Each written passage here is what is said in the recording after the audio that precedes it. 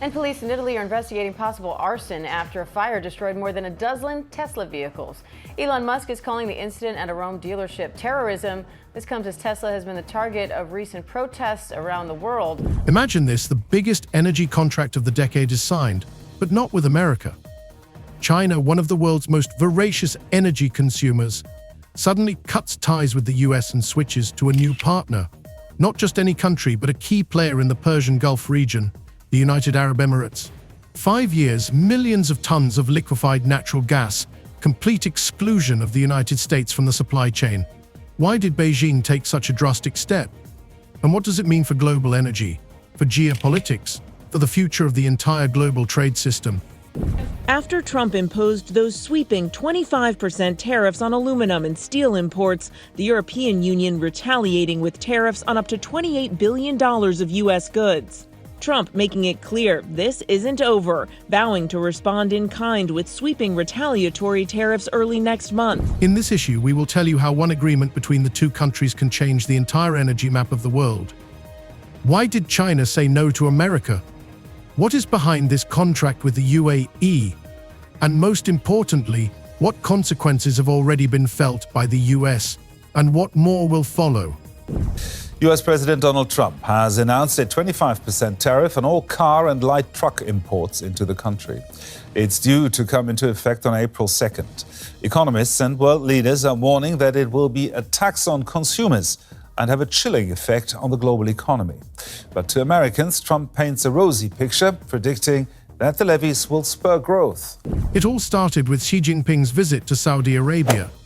The world's media attention was focused on the meeting with the Crown Prince, but behind the scenes there was another, much more significant for the world economy, subject being discussed.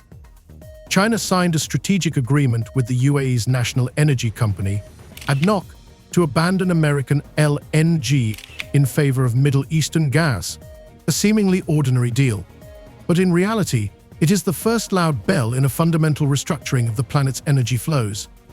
After weeks of whiplash, Trump threatening tariffs, imposing some and walking back others, many Americans are feeling the uncertainty. In Swisher, Iowa, distillery owner Jeff Quint says it's paralyzing. The bourbon industry is going to be collateral damage in this tariff war. I don't really think there's any way around that.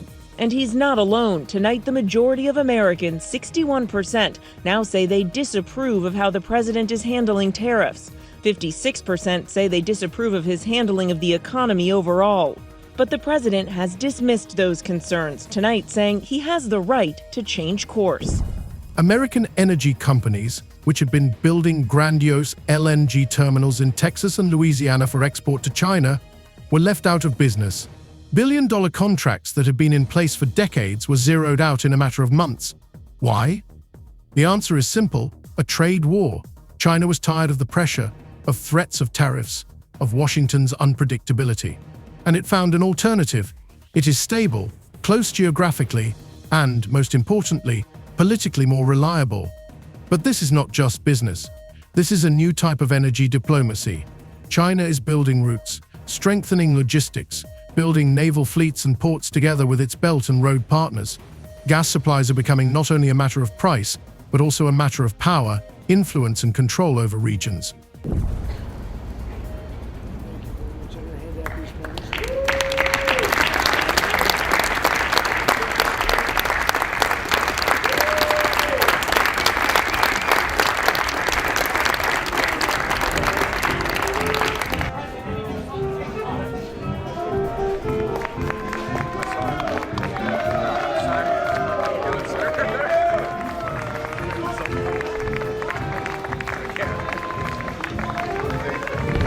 While the US debates whether to worry, Chinese factories are already receiving new shipments of gas from the Middle East.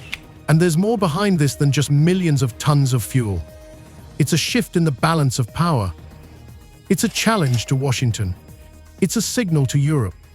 It's a game where the price is energy dominance over Asia. Stay tuned, it's only going to get more interesting from here. Who's really winning? What's behind Beijing's statements? How will the White House react? And can the US seize the initiative, or is the battle already lost? All the most important in this video. I think you're going to remember today, it's going to be free nation that we're dealing with. We're going to have a very free and beautiful nation. It's going to be Liberation Day in America, and it's going to be a day that hopefully you're going to look back in years to come and you're going to say, you know, he was right. This has turned out to be one of the most important days in the history of our country. Xi Jinping's visit to Saudi Arabia wasn't just a diplomatic gesture. It was a political stab at the heart of US energy strategy. When the Chinese leader stepped onto the red-hot soil of Riyadh, few would have guessed that 2 days later the entire global gas market would be shaken by news that would send shivers down the spines of traders and strategists. Everything happened without publicity, behind closed doors, in halls where the walls seemed to absorb decisions that could change the global energy market. Xi didn't just meet with Crown Prince Mohammed bin Salman, he held coordinated talks with 14 Arab heads of state, where the main issue was one, China's energy reorientation away from the United States. With Elon Musk's views on weighing into very much national politics, national elections in Europe. And then on top of that, when you see the backdrop of Tesla upgrading its product line and the impact of them trying to chase more sales at the back end of last year, that means it's short on inventory. It can't necessarily sell as many vehicles or doesn't have as many in stock to sell. So there is that issue there of a confluence of impacts, which means that sales have been falling.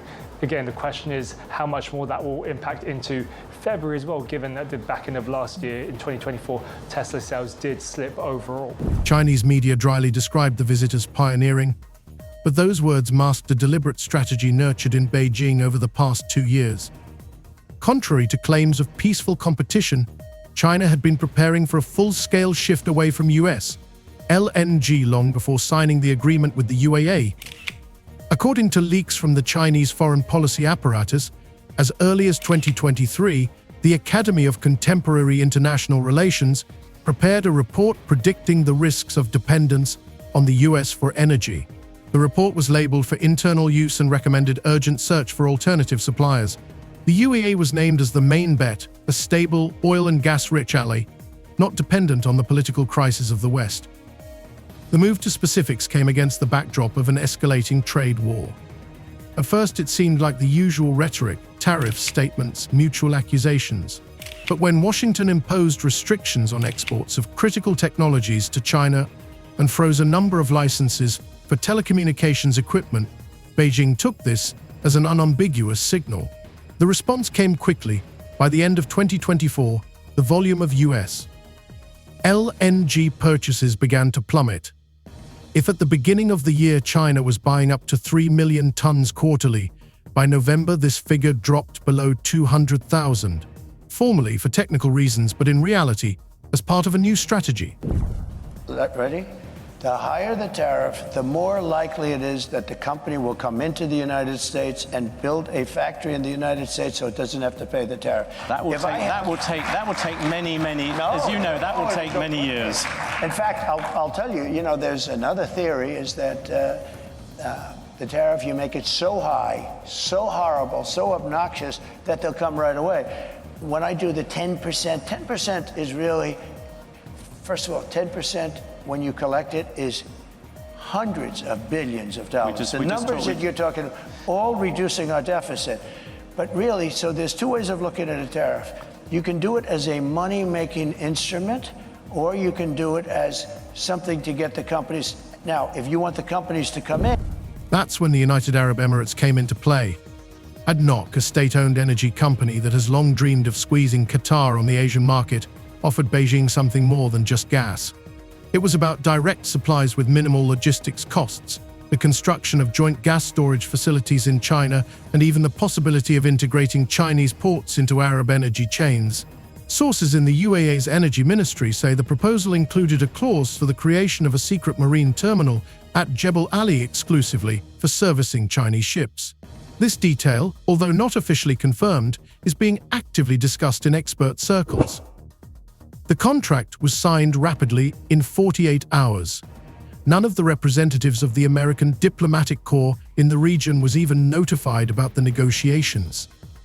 In the morning, on the day of the signing, Chinese gas companies received a directive from the government to completely suspend all new contracts with the US.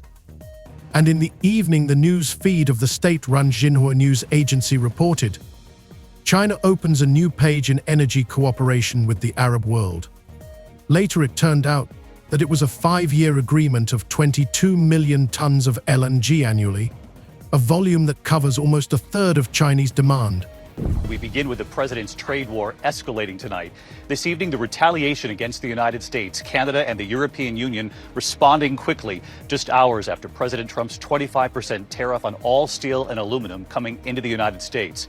Canada, the largest supplier of steel to the U.S., slapping new tariffs on $20 billion worth of U.S. goods that are sold in Canada. And the 27 countries of the European Union imposing retaliatory tariffs on up to $28 billion worth of U.S. goods sold in Europe. The decision caused quite a shock in Washington. White House spokeswoman Jessica Moore said evasively at a briefing that the U.S. was monitoring the situation, but panic had already set in behind the scenes. Representatives of U.S. energy giants, from Cheniere to Freeport LNG, began meeting urgently in private meetings to assess losses. One such meeting was held in early December in Houston, where sources say it was discussed that the U.S. natural gas industry could lose up to $35 billion over the next 3 years. Moreover, the possibility of asking Congress for subsidies to compensate for the damage was discussed, as well as launching an information campaign against China in the global media. However, this was only the beginning. The severing of gas ties has come to symbolize a much deeper conflict, a conflict of strategies. For China, LNG is not only a fuel, it is an insurance policy against geopolitical pressure. And while Beijing used to view the US as a temporary partner, now it is betting on stable, long-term ties outside the zone of American influence. The UAE has become the first link in the new chain, which could be followed by Qatar, Iran, Malaysia, and even Nigeria. Chinese analysts call it an energy Silk Road, a parallel supply chain in which the US is simply not involved. That's a 10. That's a good one.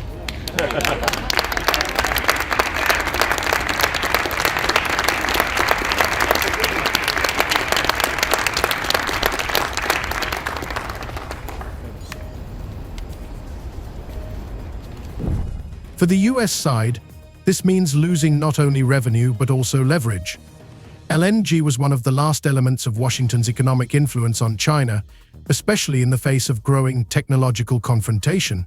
But now Beijing is saying, we don't depend on your gas, we don't depend on your chips, we don't depend on your dollar. There is cold confidence and strategic poise in those words. The UAE contract was a marker of an era. The old rules of global trade no longer work. New alliances are being formed quickly, pragmatically, and, most dangerously for Washington, without US involvement. This is not just a deal between Beijing and Abu Dhabi. It is a sign that energy is becoming a weapon. And whoever loses the market doesn't just lose money, he loses control. There's been a lot of on and off, some inconsistency. There's no inconsistency. I'm not like a block that just, I won't delay. It's called flexibility. It's not called inconsistency. It's called flexibility. With each passing year, China sinks deeper into its own energy transformation. The rapid growth of industrial production, the rapid transition to clean energy sources, and the official policy of phasing out coal have created insatiable demand for liquefied natural gas within the country. In the last 3 years alone, the level of LNG consumption in China has increased by almost 40%, and by the end of 2025, according to estimates by the Asian think tank INEG, the country will exceed the threshold of 110 million tons of imports per year. Such explosive growth simply could not but lead to the need to revise the entire logistics and trade strategy. For Beijing, it was obvious to continue to rely on one major supplier, especially if that supplier is the United States, is to expose itself to the constant threat of economic blackmail and geopolitical manipulation. Chinese officials from the Ministry of Energy have repeatedly emphasized in classified reports that energy autonomy is not an abstract concept, but a matter of national security.